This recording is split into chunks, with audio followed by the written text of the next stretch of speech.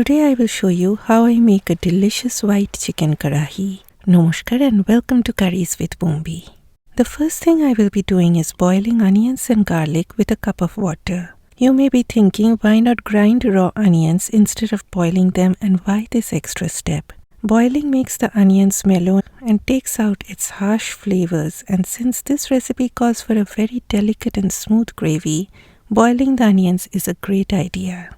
Boil them for about 5 minutes, then switch off the heat and let them cool down a bit. Now, not all blenders can handle hot stuff, so cooling them before blending will be a good idea.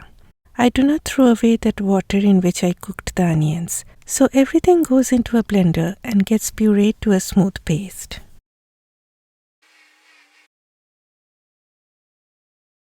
Heat 4 tablespoons of oil over medium heat. Add an inch-long cinnamon stick and a dry bay leaf. Then place the chicken in hot oil.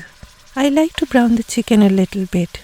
If you are cooking a large batch, just fry the chicken on high heat by stirring them continuously until they develop a little bit of brown color around them. Since I could fit everything in a single layer in this big pan, I chose to brown the chicken in this way by flipping each piece. Once the chicken gets a slight brown color, add the pureed onion garlic paste. Stir on high heat till the onion paste starts to thicken up a bit. Next, I added a teaspoon of red chili flakes. Add less if you do not want the curry to be too spicy. Then 2 teaspoons of ground coriander, that is dhania powder, goes in, along with salt to taste, and freshly crushed black pepper. Usually white pepper powder is added. I am out of white pepper powder, so I added black pepper. Here I have got a cup of plain unflavored yogurt. Stir it well to get a smooth consistency. Now the onion paste has thickened up considerably, so now is the time to lower the heat of your stove or switch off the heat if you are using an electric stove, and then add the yogurt. Mix the yogurt very well with the chicken and do this on low heat until you start seeing bubbles. If using an electric stove, first mix the chicken very well with the yogurt and then switch heat back on and keep stirring until you see those bubbles. Then keep the heat on medium and fry everything till the yogurt thickens up. Next, add a cup of hot water and let it simmer away on very low heat for 25 minutes. In between, do give a stir, and if you feel things are sticking at the bottom, you can add a little bit more of hot water. After 25 minutes, do a taste test. I added a teaspoon of sugar to balance the flavors, but it is totally optional. Then a whole tablespoon of kasoori methi, that is dried fenugreek leaves, go in. The flavor of kasoori methi dominates this dish and brings in a beautiful flavor. You can roast the kasoori methi a bit in a pan to bring out its flavor and then add it.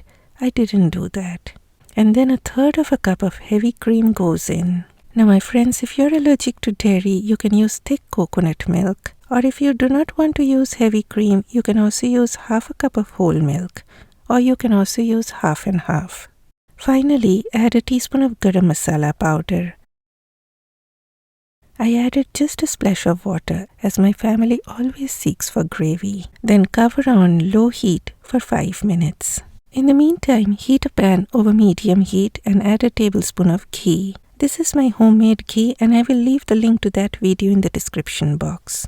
You can also use butter in place of ghee, or just plain oil if you have any concerns. Then add green bell peppers, also known as capsicum, a tomato that has been de-seeded, ginger that has been julienned, and red chilies, or you can also use green. Add a sprinkle of salt to season the vegetables and stir them on medium-high heat. You do not need to do this for long. The vegetables shouldn't turn mushy-dushy, so stir them just for a few minutes. Then add all of that to your chicken and you're done.